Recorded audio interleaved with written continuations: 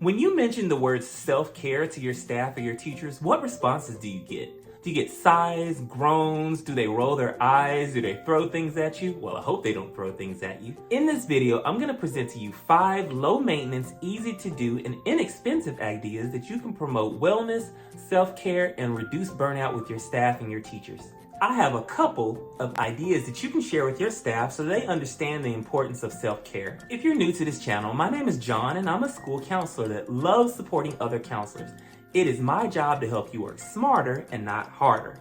I help you plan out your programs, interventions, and events without stress. So this first activity I'm going to share with you is easy, it's fun, it's relatable, and your staff will love it. And they will definitely see the importance of self-care afterwards. The materials that you need are a styrofoam cup for everyone in the room, a sharpened pencil, a Sharpie, and some masking tape.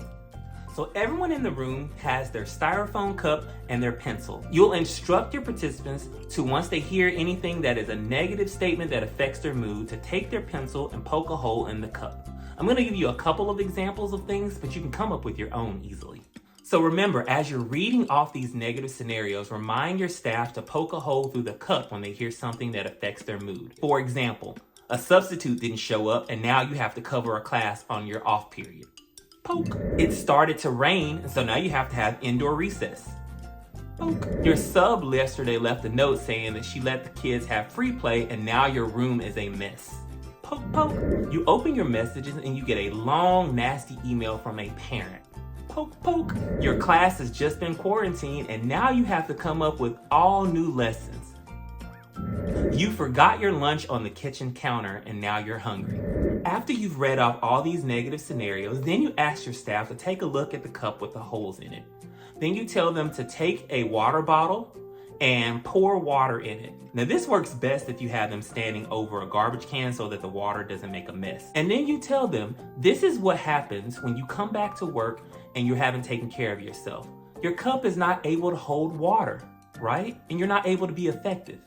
Most times you'll get a couple laughs in the audience, but it's a very visual representation of what it looks like when we come to work or we go home and we haven't taken care of ourselves. Then you ask them, how well did your cup hold up?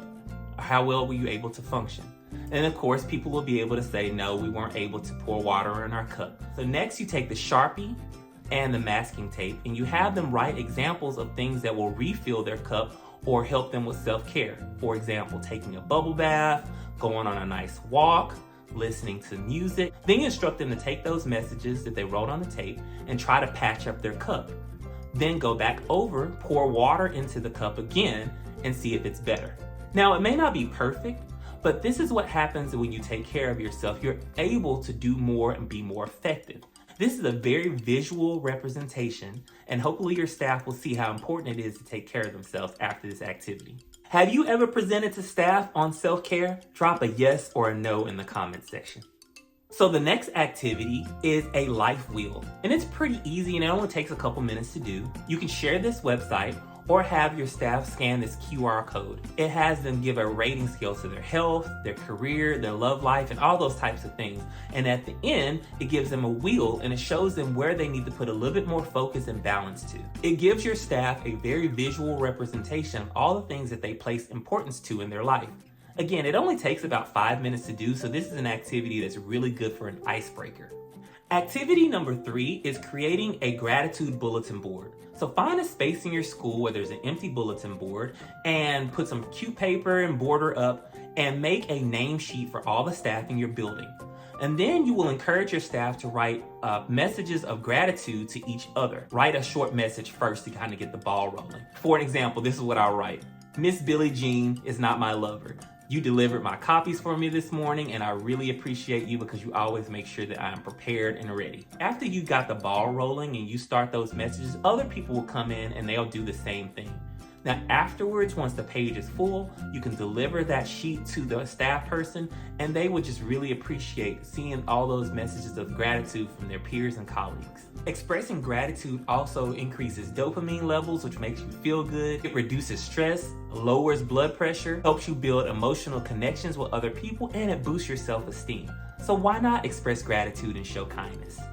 Activity number 4, 12 days of holiday cheer. This is an activity that you can do to increase joy and laughter and fun in your building. So first, get a calendar, map out your last day of school and plan 12 days prior to that, and create different theme days for each one of those days. Like wear a Santa hat on one day with jeans, or something with jingle bells, ugly sweater day competition. These are just little ideas that you can do that will increase joy for your staff and your students. Activity number 5, affirmations. So you can go to Teachers Pay Teachers or create your own affirmations and either give them to all of your staff, so like place them in your mailboxes, or you can place some affirmation cards in a common space like a teacher's lounge and encourage your staff to share them with colleagues.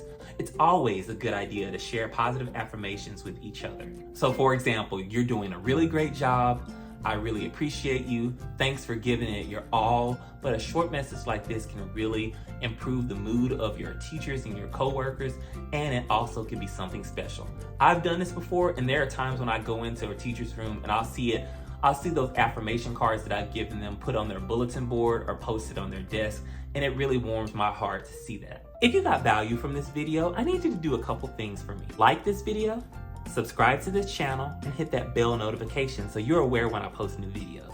What's an activity that you feel that you can easily implement with your staff from this video? I will also share explanations and different links, so check out the description section below. Here's another video that I have with 6 different types of self-care. It's on the screen.